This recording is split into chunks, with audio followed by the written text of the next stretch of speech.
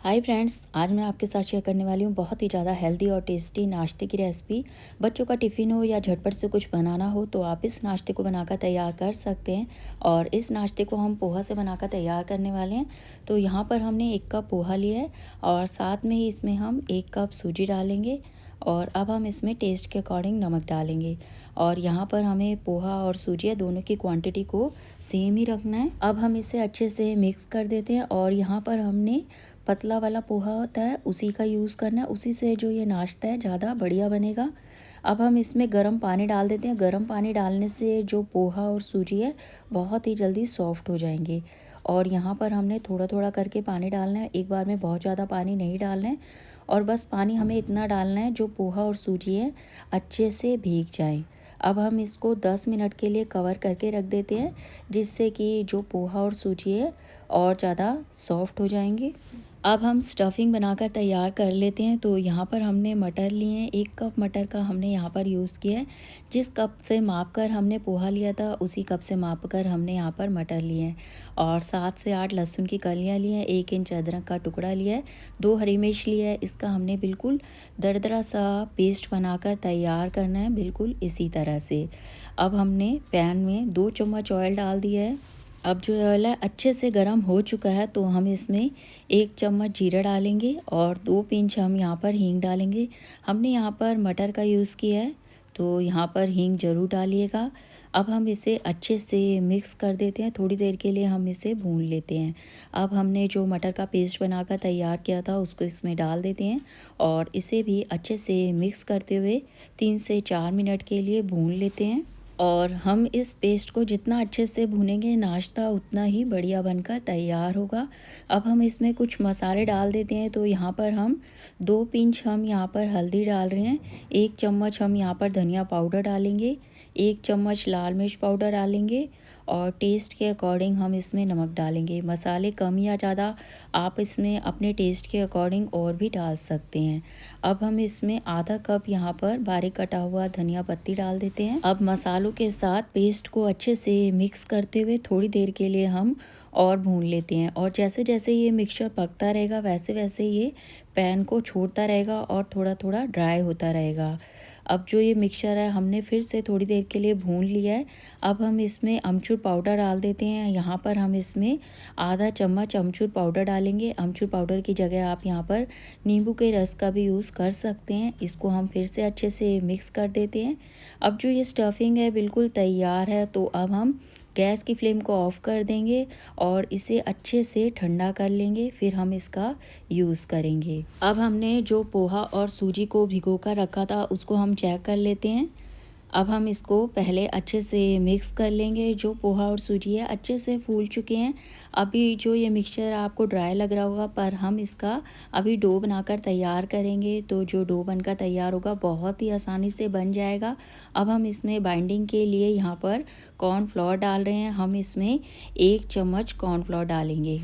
Cornflour डालकर इसे हमें अच्छे से मिक्स करना है और मिक्स करते हुए जैसे हम रोटी के लिए आटा लगाते हैं बिल्कुल उसी तरह से इसका सॉफ्ट सा आटा लगाकर हमें तैयार करना है। और इसमें हमने पानी का बिल्कुल भी यूज़ नहीं करना। और अगर ये मिक्सचर आपको गीला लगे तो आप इसमें 1 चम्मच कॉर्नफ्लोर और भी डाल सकते हैं। अब हमने बिल्कुल सॉफ्ट सा इसका आटा लगाकर तैयार कर दिया है। और यहाँ पर आटे को लगाने में हमने सिर्फ यहाँ पर 1 चम्मच कॉर्नफ्लोर का ही यूज़ किया है। और जैसे हम रोटी के लिए लोई लेते हैं उससे थोड़ी सी बड़ी लोई हमने यहाँ पर लेनी है और उसको इस तरह से हमने रोल कर देना है। और जैसे हम रोटी बनाते हैं बिल्कुल उसी तरह से इसको हम चकले पर फैला लेते हैं। और यहाँ पर ये मिक्सचर अगर चिपके तो आप इसमें सूखा आटा लगा सकते हैं, गेहूं का आटा भी लगा सकते हैं और अगर आप कॉर्नफ्लोर लगाना चाहें तो कॉर्नफ्लोर भी लगा सकते हैं। बिल्कुल इसी तरह से इसको हमें बेलना है जिससे हम रोटी को बेलते हैं। बहुत ज़्यादा इसको मोटा नहीं बेलना है, पतला ही बेल कर तैयार करना है। अब हमें इसको सर्कल शेप में बनाना है तो किसी गिलास या कटोरी की मदद से हम इसको इस तरह से सर्कल शेप में बना लेते हैं। बिल्कुल स्टेप बाय स्टेप आप इस तरीके से नाश्ते को बनाकर तैयार करेंगे तो एक ही बार में जो नाश्ता बनकर तैयार होगा बिल्कुल परफेक्ट बनेगा। अब जो ये आटा बच गया है इसको उसी आटे में मिलाकर दोबारा से इसकी लोई बनाकर तैयार कर लेंगे।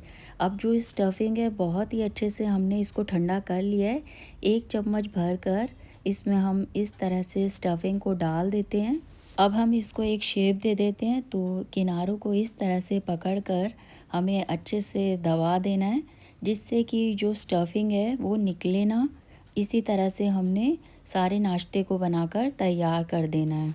जैसे हम गुजिया बनाते हैं बिल्कुल उसी तरह से हमें इसको बनाकर तैयार करना है।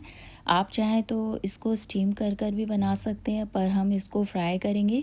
तो यहाँ पर हमने ऑयल को अच्छे से गरम कर लिया है। एक एक बार में जितना नाश्ता आए उतना हम इसमें डाल देते हैं, और इसे हमें मीडियम टू हाई फ्लेम पर ही फ्राई करना है, क्योंकि अगर हम इसे लो फ्लेम पर फ्राई करेंगे तो ये बहुत ज़्यादा ऑयली हो जाएंगे। अब हम इसे अलट पलट कर लाइट गोल्डन कलर आने तक इसको फ्राई कर देते हैं। और इस नाश्ते को बनाते समय हमें दो बातों का ध्यान रखना है। एक तो जब हम इसमें स्टफिंग भरें तो स्टफिंग को अच्छे से ठंडा कर कर ही इसमें भरना है, और दूसरा जब हम इसको शेप दें तो अच्छे से इसको तीनों तरफ से बंद करना है, जिससे कि जो ये नाश्ता है ऑयल में जाते ही अलग ना हो। अब एक बैच अच्छे से गोल्डन कलर आ चुका है। इसी तरह से हम दूसरे बैच को भी फ्राई कर लेते हैं, और एक बैच को फ्राई करने में हमें 2 से 3 मिनट का ही समय लगा है। और इस नाश्ते को बनाने में हमने पोहा का यूज़ किया है। पोहा का यूज़ करने के कारण ये नाश्ता बहुत ज़्यादा ऑयली भी नहीं होता है। और आप भी एक बार इस तरह से इस रेसिपी को बनाकर देखिएगा, ये रेसिपी आपको बहुत ज़्यादा पसंद आएगी। अब ये दूसरा बैच भी फ्राई हो चुका है, तो हम इसको भी निकाल लेते हैं, और इसके कलर को हमने बहुत ज़्यादा डार्क गोल्डन नहीं करना है। इसी तरह से हम सारे नाश्ते को बनाकर फ्राई कर लेंगे। जब कुछ समझ ना आए, झटपट से कुछ बनाना हो, तो आप इस नाश्ते को बनाकर तैयार कर सकते हैं। बच्चों के टिफ़िन में भी दे सकते हैं। ये देर तक सॉफ्ट बना रहता है। अब हमने सारे नाश्ते को बनाकर तैयार कर दिया है। और नाश्ता बनाने का ये तरीका अगर आपको पसंद आया हो तो वीडियो को लाइक शेयर सब्सक्राइब कीजिएगा, कमेंट में बताइएगा कि ये रेसिपी आपको कैसी लगी। फिर मिलते हैं कुछ नई सी टेस्टी सी रेसिपी के साथ। Thanks for watching.